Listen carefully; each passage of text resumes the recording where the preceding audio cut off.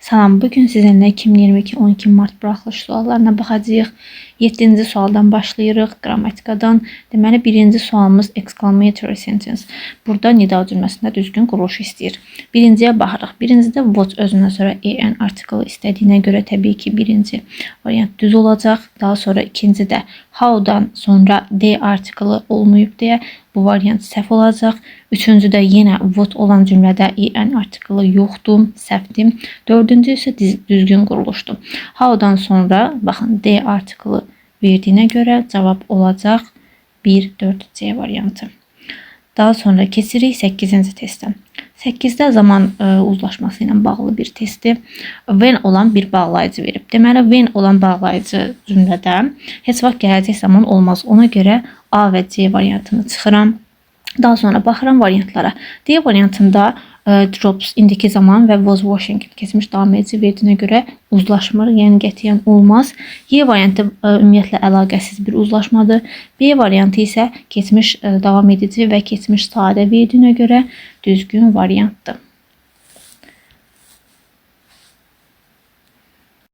Daha sonra keçirik əvəzliklər olan bir testə. 9-cu testdə bizdə nə istəyir? Nöqtədən sonra of verdiyinə görə biz mütləq şəkildə evinə çıxmalıyıq. Daha sonra cümlənin xəbərinə baxıram. Has olduğuna görə biz təkdə olan, tək istəyən əvəzlikləri götürməliyik. Yəni ki, neither və yaxud da ki, one olacaq cavab 2 və 4 B variantı. 10-cu suala baxırıq. 10-cu sualda bizə sual cümləsi verib və deyir ki, where are you going to stay? You are in Madrid. Sən Madriddə olanda və yaxud olarkən harada qalacaqsan? Bu cümlədə təbii ki, what, nə sualı və yaxud da ki, which hansı sualı ümumiyyətlə əlaqəsiz olduğuna görə Madriddə qalan da, anda when və yaxud da ki, qalarkən while götürməliyik. Yəni 1, 2 olacaq D variantı. 11-ci sualımız rahat sualdır, passive voice. Deməli, burada birinci cümlədə bizə verib keçmiş zamanda scolded. Scolded keçmiş zamanda olduğuna görə biz keçmiş zamanda olan bir variant tapmalıyıq. Yəni A variantı gedir, is olmaz, C-də is olmaz yenə, D-də will gələcək verib, Y-də bitmiş zaman verib. Ona görə cavabımız olacaq was scolded. 12-ci suala baxırıq. Sifətin dərəcələrinə aid mövzudur. As olduğuna görə bu quruluş təbii ki, bizdən nə istəyir? Sifətin adi dərəcəsi. Adi dərəcədə baxıram hardadır? Fast olmaz, üstünlük, müqayisədir bu. Bu vəbşə olmaz. D variantı səhv qalır. A variantı sadə. 13-cü suala baxırıq. 13-cü sualda bizə isimlər olan bir cərgən istəyir. Axırdan başa kimi baxaq. Y variantında long sifət uzun olmaz. D variantında delicious yenə sifətdir, dadlı deməkdir. C-də clever ağıllı sifət deməkdir. And B-də foggy olmaz sifətdir, dumanlı deməkdir. Qalar yerdə nə? A variantı kamera sözü, gift, hədiyyə, fire-də atəş, yanğın deməkdir. 14-cü sualda bizdən cümlə quruluşunu istəyir. Cümlə quruluşunda ümumiyyətlə biz təbii ki, mübtədədən başlamalıyıq. Bu insan da ola bilər, cansız bir əşya da ola bilər və s. Deməli, başlayacaq biz 6-dan. They. Onlar nə edir? Birinci hərəkəti tapmalıyıq. Hərəkət də hardadır? 3-də. Deməli, 6, 3 olacaq. Daha sonra nəyi məşq edirlər? Practice, nəyi? Olacaq this, dance, 1, 4. Nə vaxtdan bəri? Təbii ki, since-də birinci gəlməlidir. Zamanla olacaq 5. Hansı variantdır bu da? Cavabımız C variantı. 15-ci suala baxırıq. 15-də article bölməsinə aiddir. Baku şəhər olduğuna görə biz bunun qarşısında heç nə yaza bilmərik. Boşluq olacaq və gözəl bir şəhər olduğundan bəhs edirsə, təbii ki, burada vurğulamalıyıq bir şəhər olduğunu. Ona görə E article olmalıdır. Cavab olur A variantı. 16-ya baxırıq. 16-da deməli biz nöqtədən sonraki sözə baxmalıyıq. Sugar. Sugar da şəkər deməkdir. Sayıla bilmədiyinə görə biz sayıla bilməyən istəyən bir variant götürməliyik. A variantı cəm istəyir, olmaz. D cəm istəyir, B cəm istəyir. Y ümumiyyətlə səhv bir variantdır. C isə tamamilə düzgün variant olacaq. Daha sonra 17-ci suala baxırıq.